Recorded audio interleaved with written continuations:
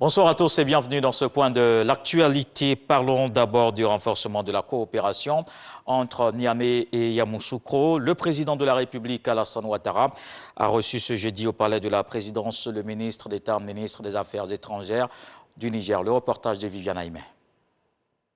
Le ministre d'État, ministre des Affaires étrangères du Niger, Massaoudou Assoumi, était porteur d'un message du président Mohamed Bazoum, président du Niger, à son homologue ivoirien, le président Alassane Ouattara.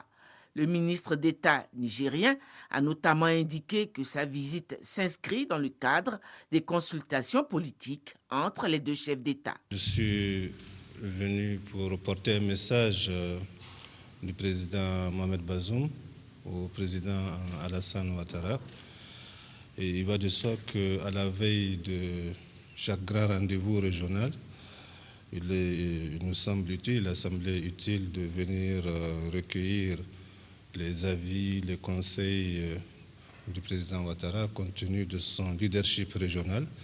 Et ces conseils avisés nous seront utiles pour la sous-région. Nous sommes confrontés à beaucoup de problèmes.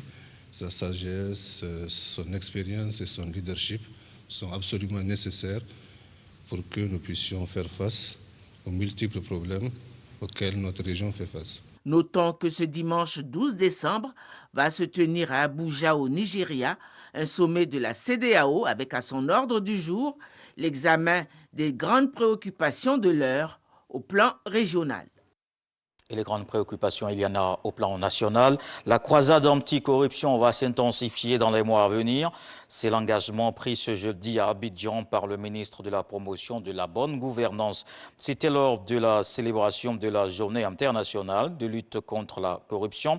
Zoro Epifanbalo a annoncé que le phénomène a fait perdre 1300 milliards de francs CFA à la Côte d'Ivoire en 2019. Un constat partagé par la haute autorité pour la bonne gouvernance. Le gendarme de la moralisation de la vie publique affirme avoir été saisi de plusieurs plaintes. Arrivé sur la côte européenne en passant par la mer Méditerranée, un phénomène dangereux qui continue avec des pays nord-africains comme lieu de transit, une aventure périlleuse avec son lot de morts. Des jeunes Ivoiriens ont décidé de revenir en Côte d'Ivoire pour s'insérer dans le tissu socio-économique. L'Organisation internationale pour les migrations, l'Union européenne et le gouvernement ivoirien les accompagnent. Plus de 9000 ex-migrants ont pu regagner le pays de 2017 à ce jour. On en parlera plus largement dans le dossier inter de ce soir. En culture, le Massad 2022 se tient du 5 au 12 mars prochain. C'était hier le lancement de cette édition 12 du marché des arts du spectacle d'Abidjan, en présence de la ministre d'État, ministre des Affaires étrangères, de l'intégration africaine et de la diaspora. Kamdia Kamara représentait le Premier ministre. Pour l'occasion, une fresque a retracé le parcours d'hier à aujourd'hui pour demain. De nombreux artistes ont exprimé leur savoir-faire. Ce grand rendez-vous africain veut relever le défi des contenus, des industries culturelles et créatives.